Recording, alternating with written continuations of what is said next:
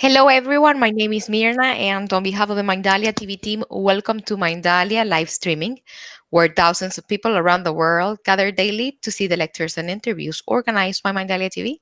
Today, with us, Dianne Shelton is joining us. She is an intuitive consultant and somatic experiencing practitioner. She works with healing PTSD among other emotional and physical ailments. Before starting with Diane, we want to remind you that Mindalia's mission is to share information that can help raise the level of consciousness around the world. You can help us by subscribing to our channel, leaving us a positive comment down this video, or sharing it with someone that you know that is going to benefit of the content that we're going to be talking here today. Also, while live streaming, we're going to be having an active chat. It's a screen you're going to see on my side or under the video in case that you're following us from a smartphone, and you can enter your questions there. We also want you to collaborate with Mindalia with your own valuable content. And for that, you can go to our website.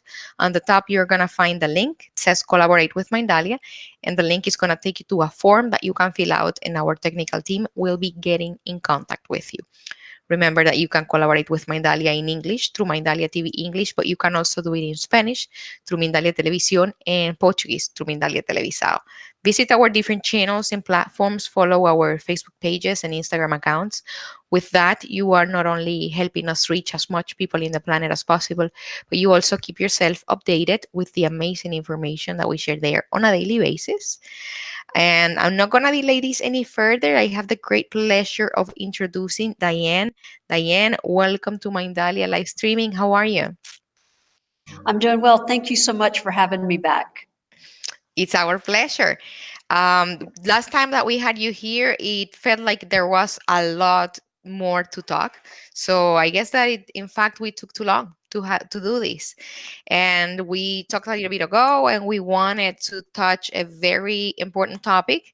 And why can't I meditate was what we decided that we wanted to talk, because it's important. Everybody is trying to do it. Everybody is wondering how to do it and why to do it, and you have Yes. all the knowledge to answer that question. What do you want to start with? Well, let's start first of all. Let's start about the human body, right? Let's begin there. So, our anatomy, we have our nervous system. And in our nervous system, we have what is known as the sympathetic nervous system, where we have fight, flight, and how we feel it is with anxiety or anger. Okay. And when we're able to calm down, we go into what is known as parasympathetic, which is rest and digest. So I jumped immediately into the nervous system because all of us have one. That's part of being human. So, what I've been witnessing with my clients and with a lot of people is I have trouble meditating. Why do I have trouble meditating? Everybody tells me to meditate, to relax my mind, to calm my emotions and my body. And when I sit down to meditate, I have difficulties. Why is this? And the benefits of meditation are amazing. It does quiet the brain and the thoughts to a degree. It is able to relax the body. The heart rate goes down. Digestion is able to commence. Everything just simmers on down a bit. But what happens when you sit down to meditate and you can't do it? And everybody's like, oh, you have to do it. It's so good for you. Everybody's prescribing meditation. And the thing is, if you have high anxiety, or even if you have a little bit of depression, it can be a real struggle to meditate. Okay? And so the question today is, how do we go from those states inside our body to a place where we actually can come together and be centered?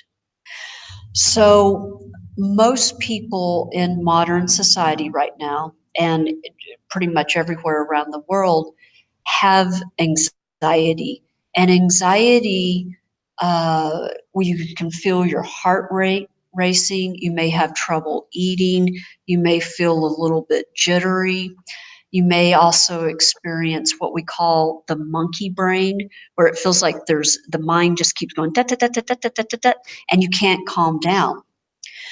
So, where does all of this come from? From high anxiety and extreme anxiety, typically there is a reason for it. Not just regular stress, such as taking exams, losing a job, things like that, but habituated stress. And habituated stress on the nervous system does have an impact where it feels like you have your foot on the gas pedal non-stop. And so imagine having your foot on the gas pedal and then someone says, slow down immediately, and you can't, right? How frustrating must that be?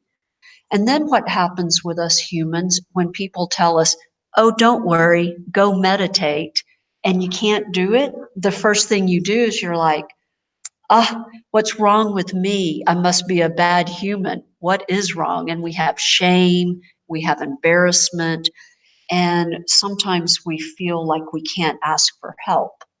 So, here is your body. What happens when you have all of those thoughts and you can't control them? Well, here's the good news. You're going to have thoughts each and every day, each and every minute. So don't stop it, okay? Meditation is meant to calm you down, not escalate you. So if you're having thoughts, let the thoughts come in and go. Just watch it, okay? Now, if your body is da da da da da, just going so fast to the point where you can't sit still, don't do it. So let's do something else instead. Wash dishes, go garden, take a walk, be mindful of your body, and your body will actually relax. The thoughts will just dissipate to a degree, and you can take a breath. So, this is in a way offering different ways to be with meditation. Meditation isn't just sitting there going, Om. And matter of fact, very few of us can do it. And the truth is, if you can meditate or have moments of calmness for at least 15 minutes, that's all you need. You get the great benefits of it. You don't need to meditate for an hour. Now, I know a lot of people are like, whoa, hang on a second. But the truth is, the benefits of just calming the body and the mind, even for 5 minutes, is amazing. Okay, so let's go back to high anxiety. What's really going on and how can we help ourselves? Well, we have a wonderful tool built into our body, and science is still trying to understand this. And it is the 10th cranial nerve, known as the vagus nerve. And this is where we tend and befriend. This is where we have our social engagement. Now, granted, when we meditate, we're not engaging with other people typically, but we are engaging with ourself and our inner self.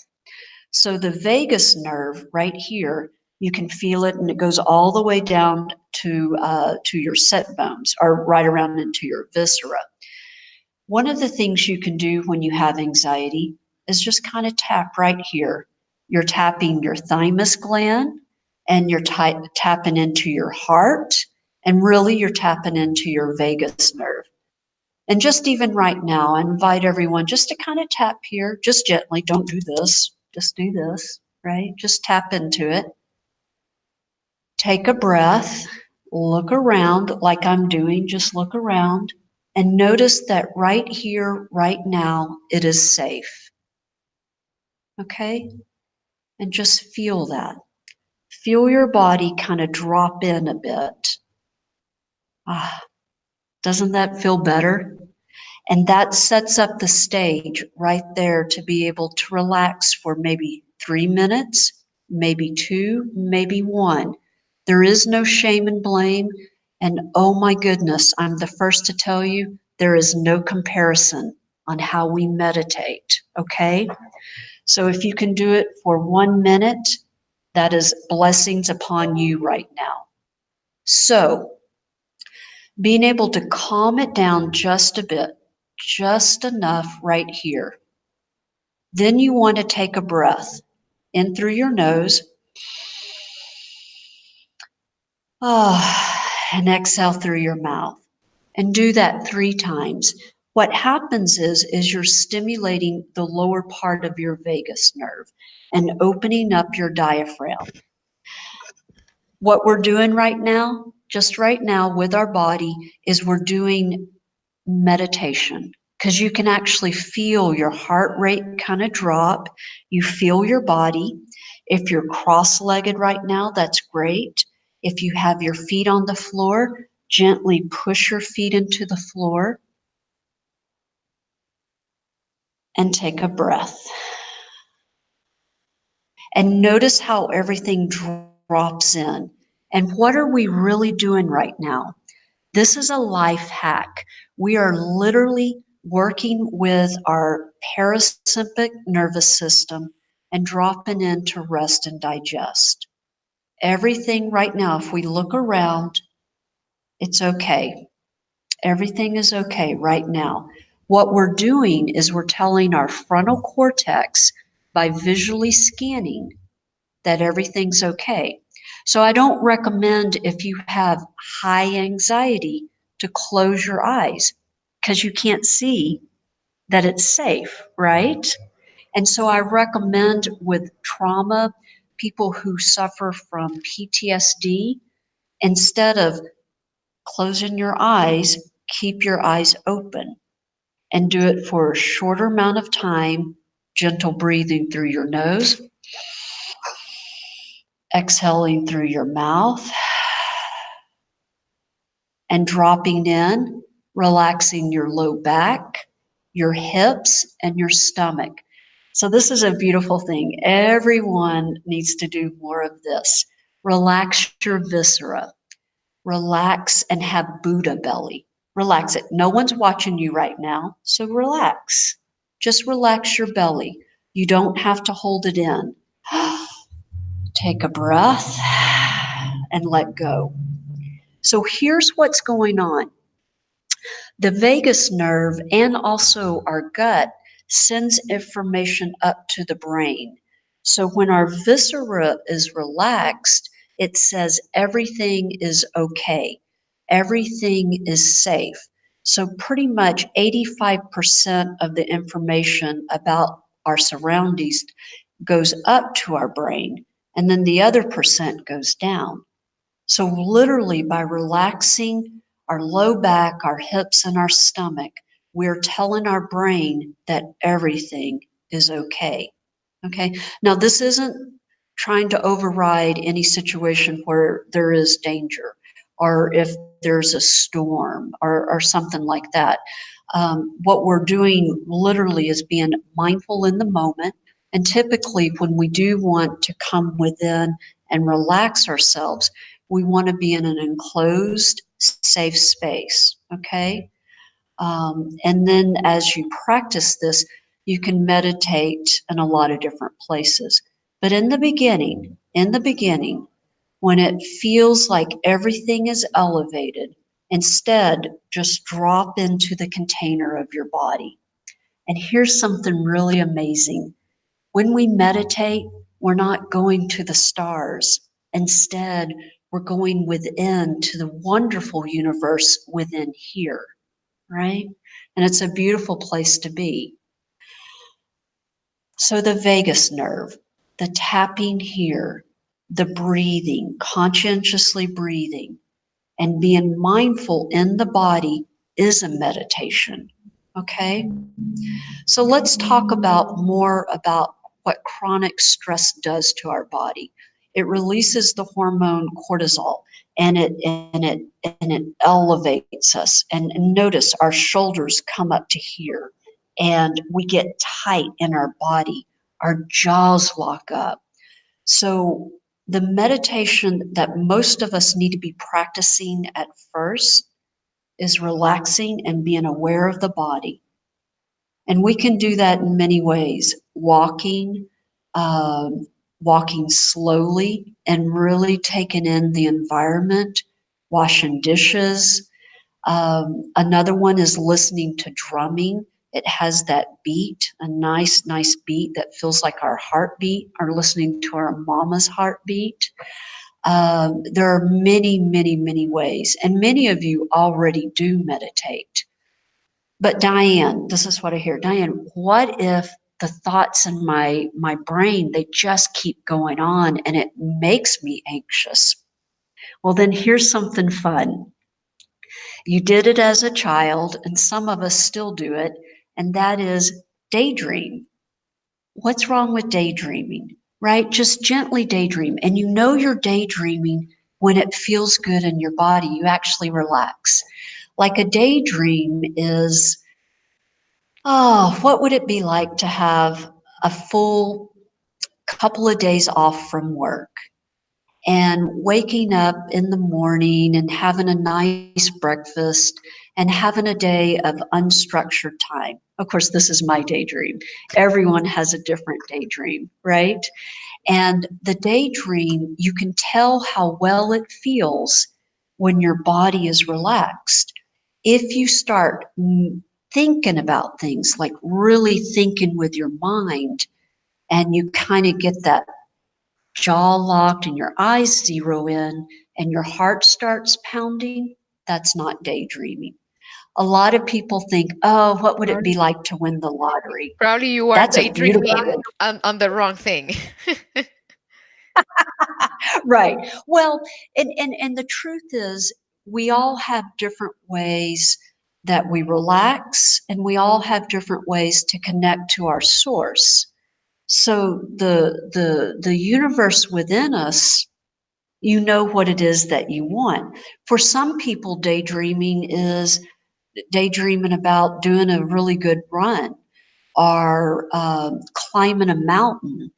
And so for everybody, this is important to know. Most of the ascended masters, they lived in the world. Buddha lived in the world. So did all of the prophets. And so to remember, we're supposed to be in the world, and we're supposed to be embodied.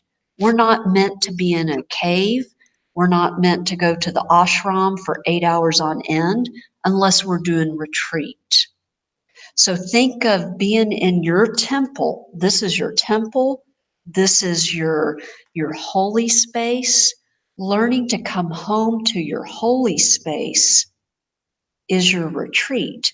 So let's learn to retreat together in this body, okay? And our nervous system is how we hack into it. Now the mind is so beautiful. It really is. Our ego, this is why we're here. Our ego has taught us how to survive in this world, and we give praise to it. I don't like to shame it. Nope, don't do that, because you're here. I understand. And, and I do ask that you take your beautiful mind and you put it to your passions and your work, or when you're driving or going to school or anything you do. Let your mind do that. Don't let your mind try to override the natural goodness in your body and the ability to take a breath and feel your temple. Okay? That I would love to hear any questions right yes, now. absolutely. I actually wanted to ask you, to non-practitioners that have never done it and are not really sure about why people is meditating, why do we meditate? What are the immediate benefits that we can see in our lives if we start a beginner's practice of meditation? A beginner's practice, yeah. What happens is as best as we can, the benefits of meditation and trying to quiet the mind as best as we can, immediately it what it does is it just calms down the nervous system, right? So if your nervous system is already regulated, a practice of coming within, such as chanting, right? Chanting stimulates the nervous system. You could say, Om, and it goes all the way down. That's one way. So it regulates it, it brings it back into parasympathetic, where you relax. So that gives it the benefit. It lowers your heart rate and your blood pressure. It helps you to be able to meet the world and the demands of the world in a much more calm and centered space. Remember, our emotions are amazing, and it's always good to come back to right here in the center. That's what meditation does. And people love this, meditation is also a gateway into manifestation. Like if you think it, Can you elaborate it that a can little come. bit for us? Yeah. So when you clear your thoughts of any resistance, like resistance would look like, I can't do that, I can't have that, or you get stuck in your story. We all have stories, beautiful stories, and 80% of the stories up here aren't true, right? So meditation calms down the story of what we think is reality and allows us to see the reality that comes at us. When we're able to let go of what we think we should be and be who we were created to be, and everybody has an individual destiny, then we're able to manifest amazing things. For example, in your meditation, think about something easy, such as uh, Grilled cheese like sandwich. finding a grilled cheese sandwich. Exactly. Grilled cheese sandwich. Grilled cheese sandwich. The different cheeses. A perfect grilled cheese sandwich. I love grilled cheese sandwiches. Oh my gosh, I love grilled cheese sandwiches and the way the texture tastes on my mouth. Do that for 17 seconds. And here's what's interesting, you'll probably see a grilled cheese sandwich pretty soon. Right? You release all resistance in your body and it'll manifest. I have many stories, personal experiences of manifesting anything from a hammer to pie, like cherry pie. I have a sweet tooth, I would to love to finding. manifest one of those. All right. Well, then think about it. Think about the best cherry pie you've ever had. Just think about it. Think about the color, the texture, the tartness of it. Think about the flakiness of it. And again, what does this have to do with meditation? All we're doing is we're just gently feeling good. See, we forget that we're allowed to feel good. We're allowed to feel good in our bodies, in our mind, in our hearts, and our emotions. So it's okay to be like little children to think of these things. That's what meditation does. It just brings us back to that pureness, because we are pure, right? And our nervous system and our emotions tell us when we're a bit out of kilter. Meditation brings it down just a bit. Just a bit. And according to your experience, you can actually get healing. What type of healing is can be achieved if someone starts including meditation on on their lifestyle? Yeah. Well, this is what's so beautiful. It's unlimited, truly, right? And this is not to say to not take care of yourself. In meditation, you might get the idea that you need to go see a particular specialist or a different practitioner, and that comes up in a meditation. You may have a sensation that comes up that says, oh, I need to call this person for help, right? So healing is in our divine birthright. Remember that this body has its own consciousness. Matter of fact, our consciousness isn't up here, it is all through our body. And so meditation allows us just to simmer down just enough from the thoughts in our head to have access to complete healing, whatever that looks like for any one of us. And it's different. Please understand that everybody's healing is different. Although there are channels to follow, it doesn't mean that you have to be prescriptive. Please know that. For every individual human, There is a way back to your source, and that is true. What happened? Why aren't we connected to our source? Normally, animals, for example, they are very connected. They are very aware of their surroundings, and they can Yeah. perceive things that we have no idea. They can see if it's going to be an earthquake or if there's a storm coming. We depend on the Weather Channel to find out what's going on. Why is that? Why are we so unaware and disconnected from our source? Well, it goes both ways. The truth is we're never disconnected, right? So all of us, everyone who is participating and watching this right now, we're under the influence of gravity. Yes or no? So we're always connected. We're connected to the earth to the sun to the galaxy to the universe. So we're never without connection. And the human mind loves to make separation. We're not connected. But the truth of the matter is we are so more connected.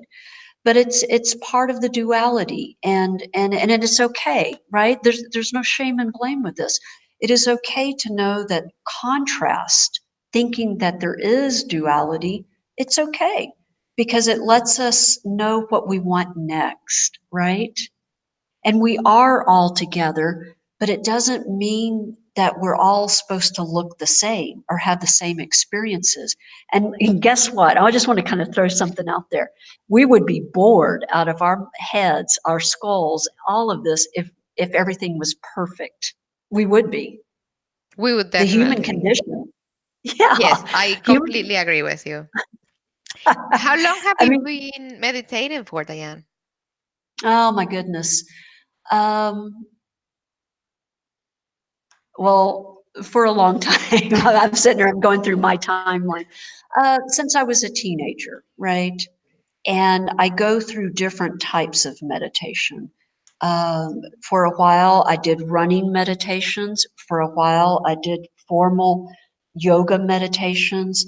And right now, I do very focused manifestation meditations. I do healing meditations. So I do different types. And I ask my body, what do I need? Right? Right now, I love the chanting meditations, and I love listening to the binaural beats to kind of really hack into my brain. That's really cool. And when, in regards to the, for example, the manifestation meditation, do you think do we focus more or should we focus more on the thinking or on the feeling of what we want to manifest? The Excellent manifestation. question. Yeah. Yeah. No, beautiful question. Feel it. Feel it, feel it, feel it, feel it. And if you can't Okay. feel it, go general, right? So say I want some new shoes, right? And but I feel like, oh, I don't want to spend the money on that. So instead, I just think about something a little less resistant, where my mind doesn't get involved in it. And so I think about how beautiful the sky looks, or I think about with gratitude in my heart that I'm grateful that I'm alive and I'm able to breathe. Gratitude is one of the quickest ways to manifestation, like the simplest things, the simplest things. The simplest. Let me ask you one last question, and maybe that tricky one. Okay. What is the difference between a very, very deep meditation and actually dreaming or a lucid dreaming? Ooh, I love it. Oh gosh, that's a good question. You don't need to know Lucid, yeah. the answer. Like, you don't need to actually know the real answer, if anybody does, anyways. But what do you think will be, the how would you Okay, relate both of them? yeah. So with lucid dreaming, which is incredible, your mind is in a different realm, right? Your mind is you could be on the astral planes. You're somewhere in the universe. In a deep, deep meditative state, you're in your universe as well, but it's more of a calm thing. Typically, in lucid dreaming, we are being active with a different piece of our brain. It's similar, but then it's completely different. Like what lucid dreaming, you come out and you feel exhilarated. A deep meditative state, you come out and you're more like, you're just more kind of chill. Lucid dream, I don't, my lucid dreamings that usually I'm flying or I'm walking through walls.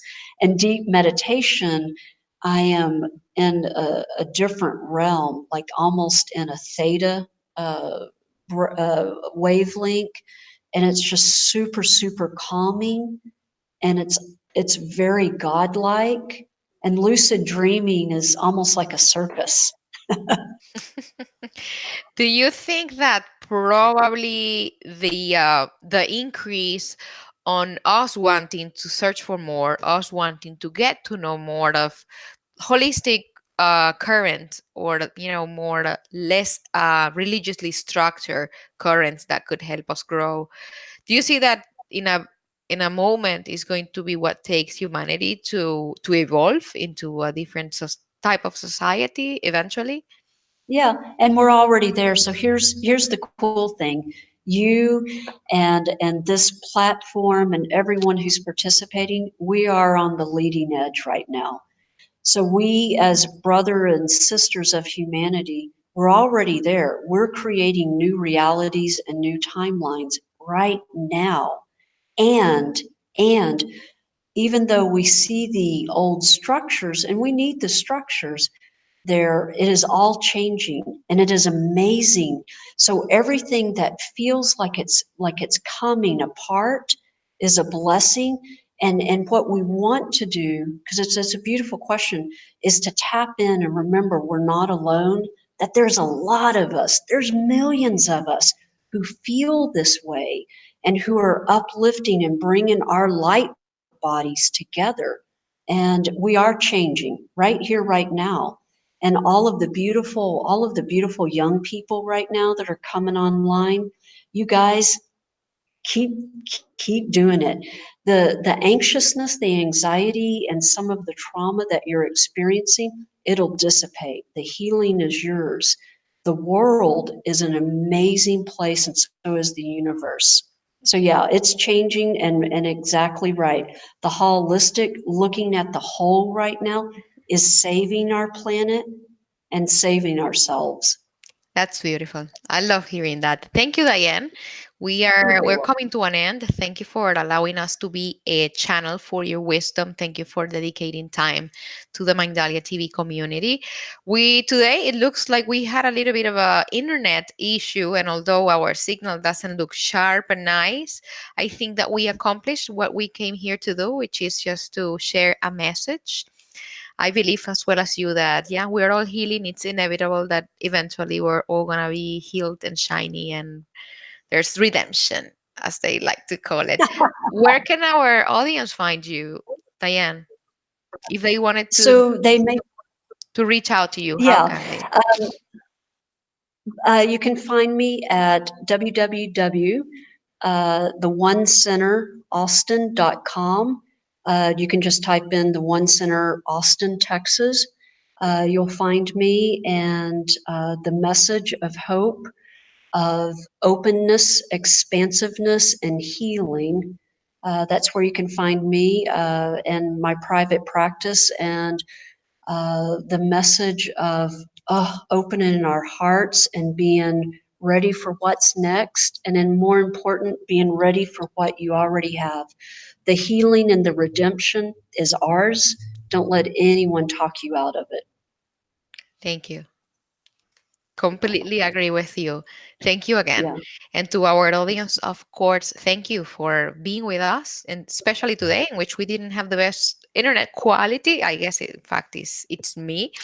But as I said, we accomplished the mission, which is share information, share time, and the knowledge from Diane to all of you. Remember that you can collaborate with Mindalia with your own valuable content. And for that, you can go to our website. You're going to find a link. It says Collaborate with Mindalia. It takes you to a form that you can fill out. Our technical team will be getting in contact with you. and you can collaborate with us in English, but you can also do it in Spanish through Mindalia Televisión or Portuguese through Mindalia Televisao. Visit our different channels and platforms and follow us. Don't leave without leaving us a like, the hand like that, or subscribing to Mindalia TV English, because with that, you are helping us reach as much people in the planet and you help us to accomplish again our mission, help to raise the level of consciousness in the planet. Dianne, very, very big hug. Thank you again for being with us. And one last word, see you later for now. Yes, thank you. Blessings. Thank you. Again, thank you and a big hug heart to you. Bye bye. Until next time.